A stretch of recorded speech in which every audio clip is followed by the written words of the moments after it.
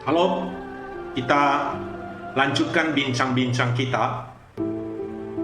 Pada kesempatan ini, saya akan menceritakan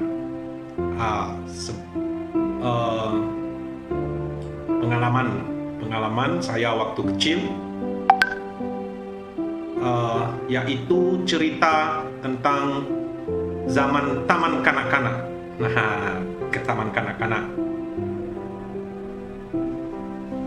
Sebagian besar memang kalau di Nias pada zaman saya nggak ada orang yang sekolah di taman kanak-kanak ya. Tapi jangan salah, saya ikut taman kanak-kanak private khusus. Jadi saya sudah bisa membaca sebelum saya sekolah pada saat itu. Nah, guru taman kanak-kanak saya adalah kakek saya sendiri. Dia mengajari saya membaca, bahkan saya ingat saat itu saya bisa membaca Alkitab dalam bahasa Nias. Bayangkan, yang menarik cara beliau mengajarkan abjad itu yang saya tidak lupa. Dan saya mengalami sedikit kesulitan ketika saya masuk SD. Karena apa? Abjad yang beliau ajarkan itu beda, ya. Jadi semua abjad yang beliau ajarkan itu ditambahi vokal. Jadi kan kalau kita belajar abjad yang di sekolah kan A, B, C, D, E kan begitu. Kakek saya lain, abjadnya lain. A, B, C, D, E, V, K, L, M, N. Saya bahkan sekarang ini lupa sudah untuk bisa sampai ke Z ya itu ya. Tapi anyway, berhasil membuat saya bisa membaca. Saya ingat waktu itu kan abang saya selisih 3 tahun ya. Abang saya sudah sekolah.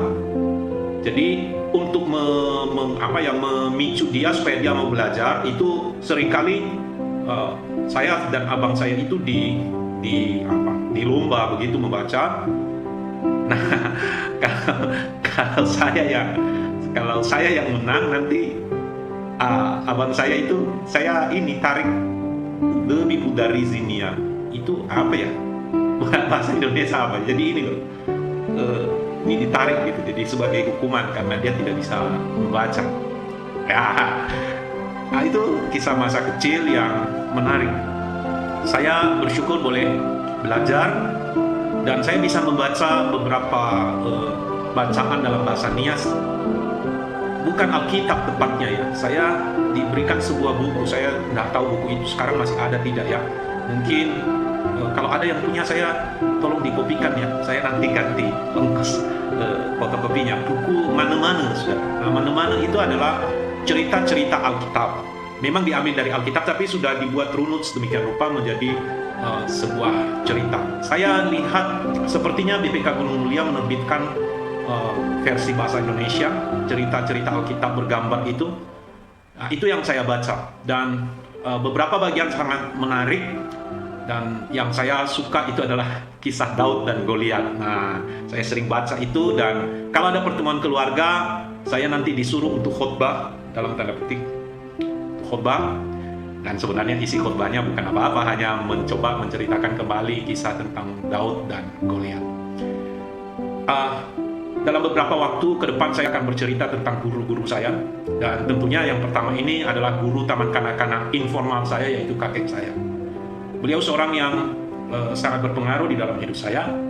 Dan saya bersyukur punya kesempatan untuk merawatnya. Jadi beliau melewati sesuatu saat yang berat, di mana beberapa anaknya itu meninggalkan dia lebih awal ya. Karena sejatinya orang tua berharap bahwa anaknya lah yang akan mengurusnya ketika meninggal, yang akan menguburkannya dan lain sebagainya. Dan yang terjadi untuk kakek saya justru beberapa anak dan mantunya itu dipanggil Tuhan sebelum beliau meninggalkan dunia ini. Dan di dalam segala keadaan itu kemudian beliau harus sakit stroke, Bapak Ibu Saudara. Dan saya bersyukur, walaupun saya masih kecil, saya masih di SD pada saat itu, saya boleh merawatnya, saya boleh menolong dia ya dengan keadaan yang lemah itu. Tetapi dia terus berusaha mengajari saya tentang banyak hal, memberikan nasihat-nasihat. Ya, dia seorang yang berpengaruh di awal-awal kehidupan saya, terutama di dalam belajar membaca. Saya bisa membaca bukan dari sekolah, tetapi dari kakek saya almarhum.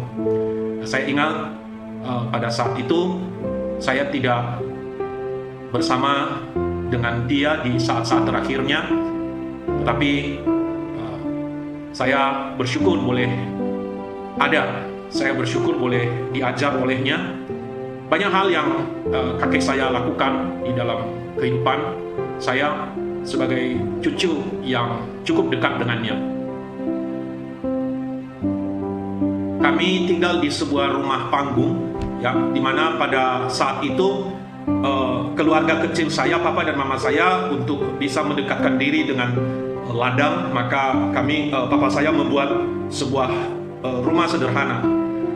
Bukan rumah kalau saya bilang ya, itu semacam pondok begitu ya, agak jauh dari tempat rumah kakek nenek saya. Jadi ceritanya begini, di pagi hari saya akan siap-siap untuk berangkat. Jadi saya tidur di rumah papa mama saya.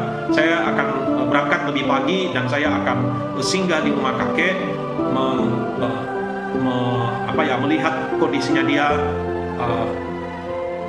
Mohon maaf ya, saya kakek saya karena sudah stroke, dia tidak bisa ke belakang sendiri, sehingga kami menyediakan sebuah pot untuk dia bisa BAB dan BAK. Dan pagi-pagi saya akan membuang itu, dan kemudian saya taruh, saya berangkat ke sekolah. Dan saya kemudian pulang dari sekolah, saya kembali mengecek itu dan membuangnya. Demikian setiap hari saya lakukan sampai beliau kemudian meninggalkan dunia ini. Tetapi dia adalah guru saya. Dia adalah seseorang yang berpengaruh di dalam kehidupan saya. Dia, boleh saya katakan, bagaimana beliau mengajarkan saya untuk mengenal firman Tuhan, mengenal cerita-cerita Alkitab di masa kecil saya. Itu menjadi modal bagi saya untuk kemudian saya mencintai firman Tuhan, saya mencintai pelayanan pekerjaan Tuhan, dan saat ini saya menjadi hamba-Nya. Saya bersyukur kepada Tuhan, saya memiliki seorang kakek sekaligus seorang guru di dalam kehidupan ini. Saya percaya Anda juga punya orang-orang yang berpengaruh di dalam hidup Anda, dan kita bersyukur untuk semua pengalaman hidup yang Tuhan izinkan kita miliki. Tetap semangat, percayalah bahwa Tuhan menyertai kehidupan kita.